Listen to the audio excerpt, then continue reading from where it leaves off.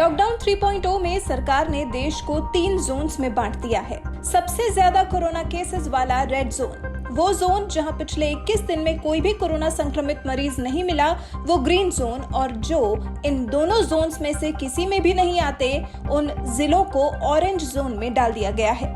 फिलहाल देश में 130 जिले रेड जोन में हैं, ऑरेंज जोन में 284 जिले और ग्रीन जोन में 319 जिले। आंकड़ों से ही साफ है कि देश का ज्यादा फीसदी हिस्सा ऐसा है जहां कोरोना का संकट खत्म सा हो गया है, क्योंकि यहां कोरोना के केस लगभग खत्म है।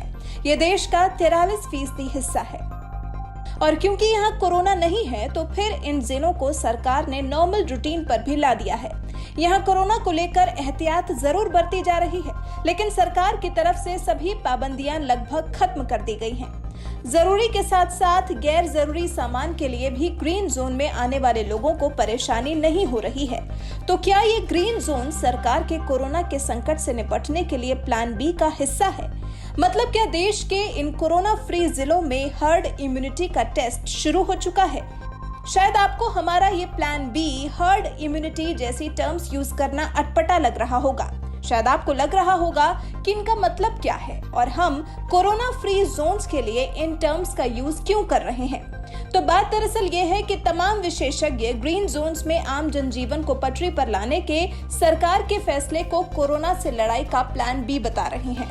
मतलब ये कि 43% जिलों की आबादी का कोरोना वायरस के प्रति एक्सपोजर बढ़ चुका है।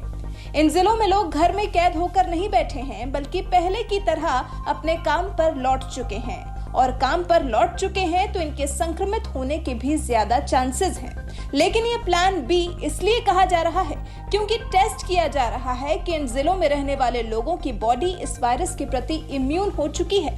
इसे हर्ड इम्यूनिटी भी कहा जा रहा है, क्योंकि जब बहुत सारे लोग किसी संक्रामक बीमारी के प्रति इम्यून हो जाते हैं, यानी कि उनमें उसके प्रति रोग प्रतिरोधक क्षमता डेवलप हो जाती है, तो वो बीमारी बाकी बचे असंक्रमित लोगों को अपनी चपेट में नहीं ले पाती, क्योंकि पूरा समूह इस वायरस के प्रति इम्यून हो चुका होता है। इसी को हर्ड इम्यूनिटी कहते हैं।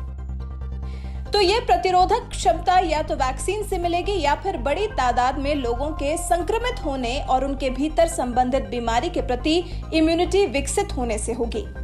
उदाहरण निमोनिया या फिर मेनिंजाइटिस जैसी बीमारियों का हो सकता है। इन बीमारियों के वैक्सीन देकर बच्चों को इसके प्रति इम्यून किया जाता है, जिसका असर ये हुआ है कि बहुत छोटे पर ही वैक्सीन लग जाने पर फिर लाइफ में आगे चलकर इन बच्चों के इन बीमारियों के चपेट में आने के चांसेस काफी कम हो जाते हैं। आपको जानकर हैरानी होगी कि अगर ये टेस्ट ग्रीन जोन में सफल रहा तो फिर वायरस इन जिलों में तो नहीं फैल पाएगा। लेकिन विशेषज्ञों का कहना है कि इस हर्ड इम्यूनिटी का असल टेस्ट तब माना जाएगा जब रेड जोन्स में भी लोग कोरोना के खतरे के बावजूद सामान्य गतिविधियां कर सकेंगे, यानी कि लोग बड़ी संख्या में कोरोना से संक्रमित होने के बाद भी इसके खिलाफ अपने शरीर में इससे लड़ने की प्रतिरोधक क्षमता को विकसित कर सकेंगे। तब इस टेस्ट को या सरकार के प्लान बी को सफल माना जाएगा। ग्रीन जोन्स में संक्रमण है नहीं और रेड और ऑरेंज जोन से ग्रीन जोन में लोगों को जाने की मनाही है, तो ये पूरी तरह हर्ड इम्यूनिटी का टेस्ट नहीं कहा जा सकता।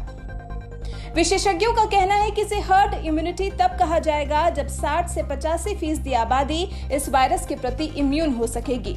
डिप्थीरिया का ये आंकड़ा 75%, पोलियो का 80 से 85%, वहीं मीजल्स का ये आंकड़ा 95% तक है। हालांकि अभी पूरी आबादी के लिए टेस्ट करना मुनासिब नहीं होगा, खतरे से भरा होगा, क्योंकि अभी तो ग्रीन जोन के अलावा बाकी के 2 जोन्स में कोरोना का संक्रमण बढ़ ही रहा है। मतलब लोगों का शरीर इस वायरस से इम्यून अभी नहीं हो पाया है।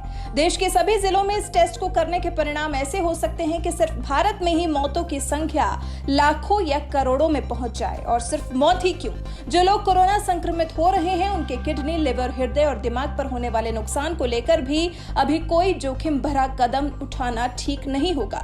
तो अब आप सरकार के प्लान बी या फिर हर्ड इम्यूनिटी के बारे में पूरी तरह समझ चुके होंगे, जिसके अभी बाकी के 2 जोन्स तक पहुंचने में समय है। इस समय सरकार को एक एक कदम फूंक फूंक कर रखने की जरूरत है, नहीं तो परिणाम विनाशकारी साबित हो सकते हैं।